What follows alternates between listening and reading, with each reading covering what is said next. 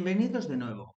En este capítulo vamos a conocer el Zen of Python, que es un conjunto de buenas prácticas que se recomiendan a todos los programadores y programadoras de Python. Así que, ¿qué mejor que empezar nuestro aprendizaje con este lenguaje de programación aprendiendo estas buenas prácticas? Para poder verlo, tenemos que activar el huevo de Pascua que está implementado dentro del propio Python. Para ello tendremos que comentar las dos líneas que hemos escrito anteriormente y redactar una tercera donde pondremos import this. Una vez pongamos esto, guardamos los cambios y a continuación pulsamos F5. Podremos ver cómo se nos muestran todas las 19 buenas prácticas que conforman el Zen of Python, que hizo Tim Peters conjuntamente con el fundador de Python. Vamos a verlas una por una.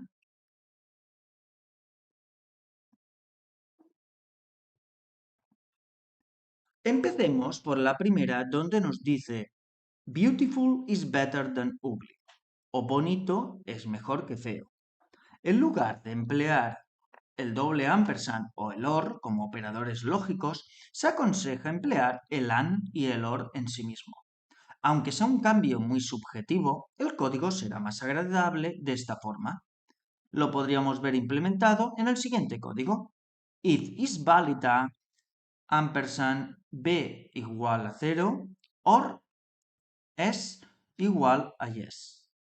Versus a poner if is valid a and b igual a 0 or es igual a yes. Perfectamente, esto nos dará paso al segundo punto. Explicit is better than implicit. Explícito es mejor que implícito. Esto se refiere a nombrar explícitamente módulos al invocarlos dentro de funciones. Import os print os .getCwd en lugar de from os import all print getCwd. Dejar sobre todo que vuestro código sea legible por un desconocido que no sepa nada de vosotros o de vuestro programa. Que alguno de estos ejemplos aún no los estéis entendiendo, no pasa nada. Más adelante podréis entenderlos a la perfección. Ahora meramente son necesarios para poder expresaros este tipo de implicaciones que conlleva el uso dentro de las buenas prácticas con el Zen of Python. Pasamos al punto 3.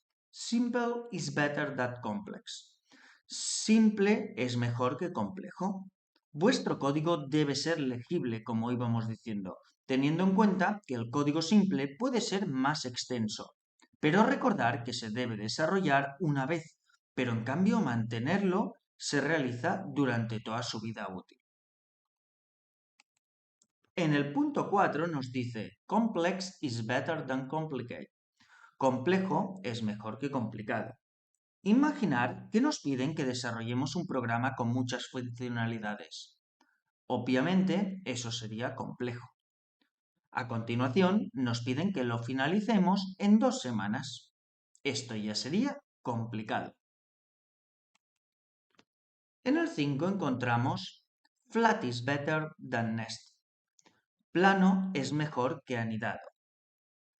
El anidar código es muchas veces sinónimo de complejidad extra, de dependencias que a veces incomodan y de tener que revisar el código con demasiado detenimiento. El desarrollo plano, en cambio, es más directo, más claro, y así debe ser nuestro código, directo al grano y sin hacer excesivos rodeos. El código plano es en general más fácil y más rápido de procesar, y se tendría que preferir donde se necesitan estructuras de datos anidados. Se tiene que preferir que sea poco profundo en lugar de profundamente anidado. Punto 6. Sparse is better than dense. Disperso es mejor que denso.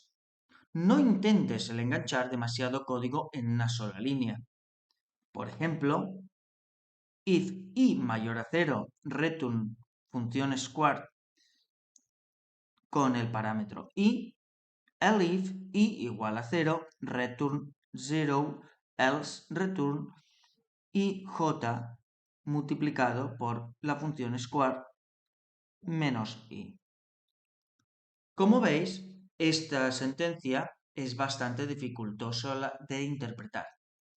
Pero en cambio, si vemos cómo la hemos diseñado en la parte de abajo, veremos que hemos realizado diferentes separaciones entre los operadores y los operandos. Por ejemplo, aquí y la hemos separado del símbolo de proporción del propio cero por un espacio en blanco. Estos sutiles cambios que también vemos en otros sitios son muy claros para poder entender mucho mejor el código. Punto 7. Readability counts. La legibilidad cuenta. Esta máxima es muy fácil de comprender.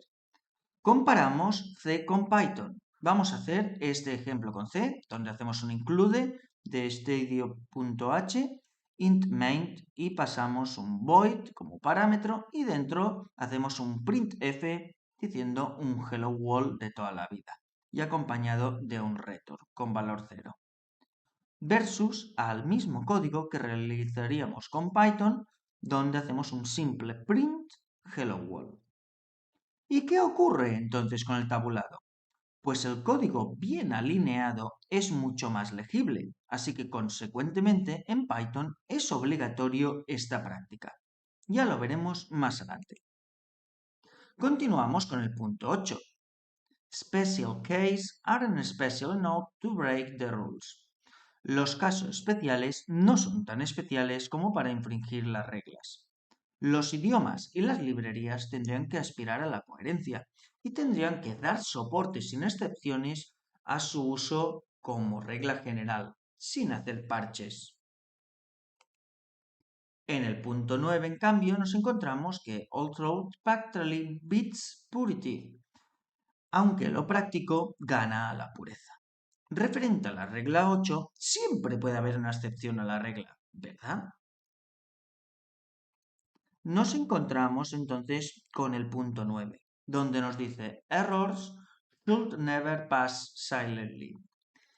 Los errores nunca deben de dejarse pasar silenciosamente. Nunca permitáis que los errores que puedan suceder confundan al lector de vuestro código. Esto se puede resolver fácilmente imprimiendo una cadena cuando sucede un error. Por ejemplo, try import this except, import error, print this not available. Punto 11. Unless explicitly silenced. Excepto que hayan sido silenciados explícitamente. Por ejemplo, en el siguiente caso. Try v equivale al vector d en la posición k, except key error. V equivale al vector d, posición k, equivale a default. Punto 12. In the face of ambiguity, refuse the temptation to guess. Delante de la ambigüedad, rechaza la tentación de adivinar. Nuevamente, esto vuelve al tema de conseguir que vuestro código sea específico, claro y bonito. Pensar, if not A and B, realiza algo. Está claro que aquí ni sabemos lo que es A, ni lo que es B, ni qué debe realizar. Por lo tanto, no es una buena opción hacer este tipo de desarrollos tan ambiguos. Punto 13. There should be one, and preferably only one, obvious way to do it. Tendría que haber una y preferiblemente solo una forma obvia de hacerlo.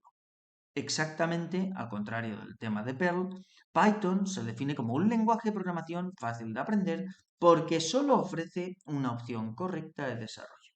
Por ejemplo, al iterar sobre una lista, solo se puede hacer así. Por ejemplo, for elemento in lista. Fácil, ¿no? Ya veréis cómo cuando lo aprendamos en el tema correspondiente aún nos será más fácil. Punto 14. Although that way may not be obvious, at first unless you are Dutch.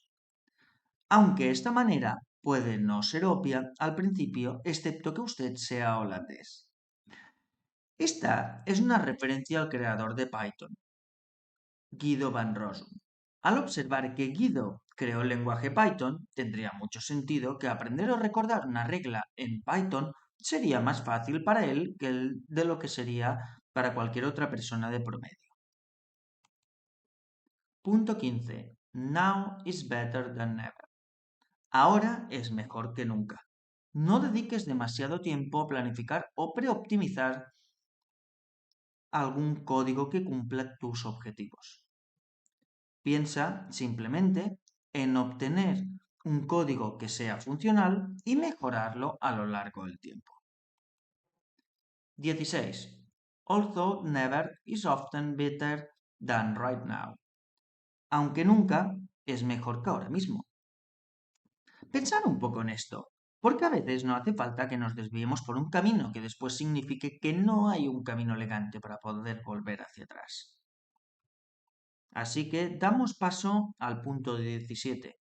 If the implementation is hard to explain, it's a bad idea.